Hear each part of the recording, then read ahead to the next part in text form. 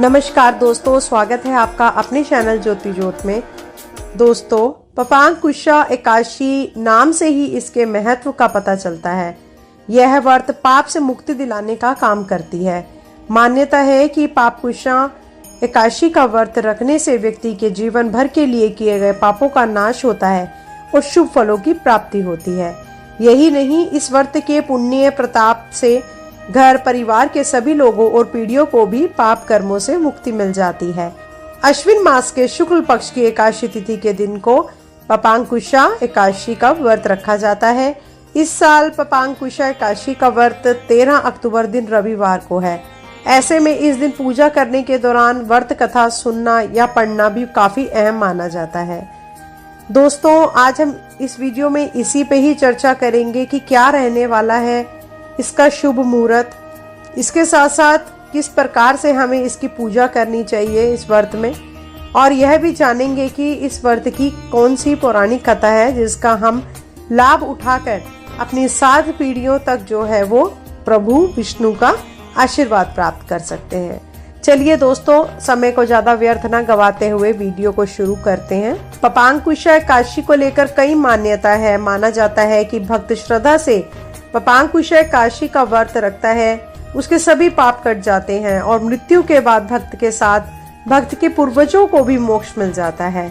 मान्यता है कि इस दिन व्रत करने से 10 पीढ़ियों को मोक्ष मिलता है। ऐसी भी मान्यता है कि इस व्रत को करने से मानसिक शांति, संतान सुख और समृद्धि की प्राप्ति होती है। भक्त इस दिन भगवान विष्णु की भक्ति के साथ साथ दान और सेवा का कार्य भी करते हैं। पपांकुशा एकादशी का व्रत 13 अक्टूबर रविवार को है। इस दिन गृहस्थ लोग अक्टूबर एकादशी का व्रत रखेंगे और साधु सन्यासी 14 अक्टूबर को व्रत रखेंगे। हिंदू कैलेंडर के अनुसार अश्विन शुक्ल एकादशी तिथि को पपांकुशा एकादशी का व्रत रखा जाता है। यह व्रत हमेशा दशहरे के अगले दिन रखते हैं। इस साल पपांकुशा एकादशी का दिन जो है वो रवि योग बना है और गृहस्थ पपांकुशा एकादशी व्रत का पारण 14 अक्टूबर को करेंगे। पपांकुशा एकादशी के दिन भगवान विष्णु की पूजा करते हैं और व्रत कथा सुनते हैं। इस व्रत को करने से 10 पीढ़ियों को मोक्ष मिलता है और उन सब का उद्धार भी होता है। चलिए दोस्तों, जान लेते हैं व्रत का शुभ मुहूर्त और पारण का समय क्या रहने वाला है। आश्विन शुक्ल एकादशी तिथि का शुभारंभ 13 अक्टूबर रविवार सुबह 9:08 से हो रहा है और इसका जो समापन है वो 14 अक्टूबर सोमवार को सुबह 6:41 पर हो रहा है। जो रवि योग बन रहा है वो 13 अक्टूबर को सुबह 6:21 से लेकर 14 अक्टूबर को तड़के 2:51 तक है। ब्रह्म मुहूर्त की बात करें तो 4:41 पर सुबह और 5:41 तक सुबह ये रहने वाला है। अभिजीत मुहूर्त 11:44 सुबह 12:30 तक दोपहर के रहने वाला है। पपांकुशा एकादशी के व्रत का पारण का समय जो है वो 14 अक्टूबर दोपहर 1:16 से 3:34 तक रहेगा। दोपहर में इसका पारण करने का वजह यही है कि जो हरिवासर का समय है वो चल रहा होगा और उस समय के दौरान जो है वो हमें पारण नहीं करना चाहिए, हमें व्रत का पूर्ण फल नहीं मिल पाता। इसीलिए हरिवासर का समापन जो है वो भी आप नोट कर सकते हैं। यह 14 अक्टूबर दिन में 11:56 तक रहने वाला है। चलिए दोस्तों, बात कर लेते हैं पपांकुशा एकादशी की व्रत कथा की। एक बार युधिष्ठिर ने भगवान श्री कृष्ण से अश्विन शुक्ल एकादशी व्रत की महिमा के बारे में बताने का निवेदन किया। इस पर भगवान श्री कृष्ण ने कहा कि इसका नाम पपांकुशा एकादशी है। जो भी व्यक्ति पपांकुशा एकादशी व्रत रखता है उसके समस्त पाप और दोष विष्णु कृपा से मिट जाते हैं। इस दिन भगवान पद्मनाभ की पूजा करते हैं। उनके आशीर्वाद से व्यक्ति की मनोकामनाएं पूर्ण होती हैं और वह जीवन के अंत में स्वर्ग जाता है। इतना बताने के बाद श्री कृष्ण ने युधिष्ठिर को पपांकुशा एकादशी की व्रत कथा सुनाई, जो कि इस प्रकार से है। एक समय की बात है, विंध्य पर्वत पर एक बहेलिया रहता था जिसका नाम क्रोधन था। वह पापी और अधर्मी व्यक्ति था जो हिंसा करता था और बड़ा ही निर्दयी था। उसका पूरा जीवन इस प्रकार से ही व्यतीत होता था। समय के साथ वह भी अपने जीवन के अंतिम पड़ाव पर पहुंचा। अंत समय के एक दिन पूर्व यमराज के दूतों ने उसे बताया कि कल अब उसके जीवन का अंतिम दिन है। कल वे आकर प्राण हर लेंगे और उसकी आत्मा के साथ ले जाएंगे। यमदूतों के इस संदेह से क्रोधन बोहेलिया डर गया और वह काफी दुखी भी था। नरक के कष्ट और यमदूतों की यातनाओं से बचने के लिए वह वन में अंगिरा ऋषि के आश्रम में पहुंचा। उसने अंगिरा ऋषि को प्रणाम किया और अपने साथ घटी उस घटना को बतलाया। उसने अंगिरा ऋषि से कहा कि वह पूरे जीवन पाप और अधर्म ही किया है, वह इससे मुक्त होना चाहता है। इसके लिए आप उसे कुछ ऐसा उपाय बतलाइए जिससे वह पाप मुक्त होकर मोक्ष को प्राप्त कर ले। इस पर अंगिरा ऋषि ने उससे कहा कि तुम पपांकुशा एकादशी का व्रत करो और विधि विधान से पूजा करो। यह एकादशी का व्रत अश्विन शुक्ल एकादशी तिथि को रखा जाएगा। इस व्रत को करने से तुम्हारे पाप मिट जाएंगे और विष्णु कृपा से मोक्ष प्राप्त हो सकेगा। इतना सुनकर वह बहेलिया खुश हो गया और उसने अंगिरा ऋषि को प्रणाम किया और वह घर आ गया। अश्विन शुक्ल एकादशी आने पर क्रोधन बहेलिया ने अंगिरा ऋषि के बताए अनुसार ही पापकुशा एकादशी का व्रत रखा, विधि विधान से पूजा करी और रात में जागरण किया। अगले दिन उसने पारण करके व्रत को पूरा किया। पपांकुशा एकादशी व्रत के पुण्य प्रभाव और श्री हरि की कृपा से उस बहेलिया के सभी पाप और दोष मिट गए। जीवन के अंत में उसे मोक्ष की प्राप्ति हुई। पपांकुशा एकादशी के दिन अन्न, जल, सोना, तिल, छाता आदि का दान किया जाता है।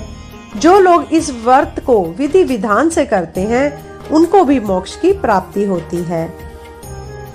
धर्मराज युधिष्ठिर से भगवान श्री कृष्ण एक दिन पूछने लगे कि हे भगवान, अश्विनी शुक्ल एकादशी का क्या नाम है? अब आप कृपया करके इसकी विधि और फल कहिए। भगवान श्री कृष्ण कहने लगे, हे युधिष्ठिर, पापों का नाश करने वाली इस एकादशी का नाम पपांकुशा एकादशी है। हे राजन, इस दिन मनुष्य को विधिवत पूर्वक भगवान विष्णु की पूजा करनी चाहिए। यह एकादशी मनुष्य को मनवांछित फल देकर स्वर्ग को प्राप्त करने वाली है। मनुष्य को बहुत दिनों तक कठोर तपस्या से जो फल मिलता है वह फल भगवान विष्णु को नमस्कार करने से प्राप्त हो जाता है। जो मनुष्य अज्ञानवश अनेक पाप करते हैं परंतु हरि को नमस्कार करते हैं वे नरक में नहीं जाते। विष्णु के नाम के कीर्तन मात्र से संसार के सभी तीर्थों के पुण्य का फल मिल जाता है। जो मनुष्य भगवान विष्णु की शरण में जाते हैं उन्हें कभी भी यम यातनाएं भोगनी नहीं पड़ती। सहस्त्रों वाजपेयी और अश्वमेघ यज्ञों से जो फल प्राप्त होता है वे एकादशी के व्रत के 16वें भाग के बराबर भी नहीं होता है। संसार में एकादशी के बराबर कोई पुण्य नहीं, इसके बराबर पवित्र तीनों लोकों में कुछ नहीं। इस एकादशी के बराबर कोई व्रत नहीं।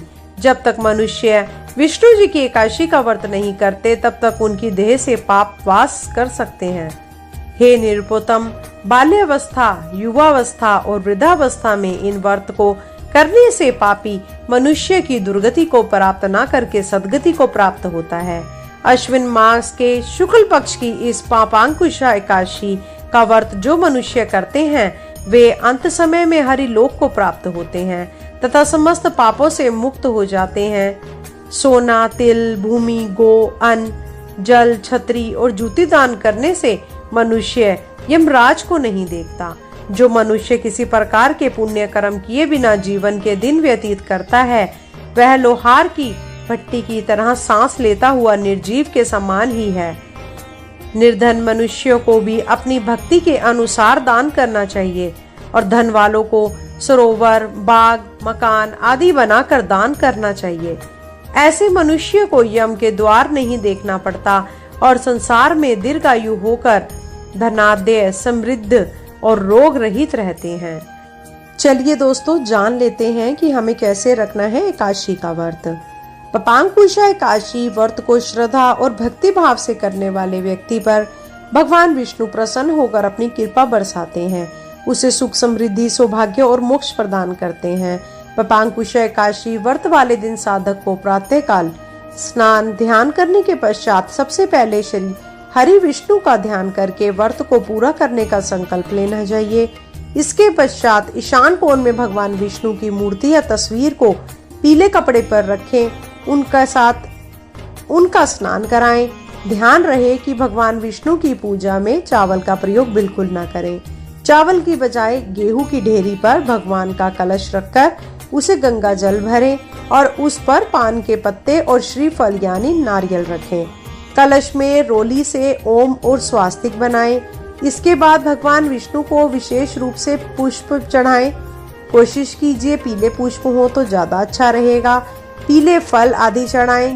कोशिश करें कि आज एकादशी की रात्रि को जागरण करते हुए भगवान का कीर्तन करें। व्रत के दूसरे दिन किसी ब्राह्मण को भोजन कराने के बाद ही स्वयं भोजन करें। व्रत वाले दिन साधक को अपने सामर्थ्य के अनुसार पूजा पाठ, भजन और ब्राह्मणों को दान दक्षिणा देना चाहिए। ध्यान रहे कि इस व्रत को करने वाले साधक को एकादशी के एक दिन पहले रात्रि में भोजन नहीं करना चाहिए। व्रत वाले दिन भी अन्न को नहीं ग्रहण करना चाहिए और दूसरे दिन व्रत का पारण करने के बाद ही अन्न ग्रहण करना चाहिए। व्रत वाले दिन भूलकर भी चावल का सेवन नहीं करना चाहिए। चलिए दोस्तों, आज के लिए इतना ही। अगर आपको मेरे द्वारा बताई गई यह जानकारी उपयोगी लगे तो आप कृपया करके वीडियो को लाइक करें, शेयर करें और अगर आप मेरे चैनल पे नए हैं तो कृपया करके आप चैनल को सब्सक्राइब अवश्य करें।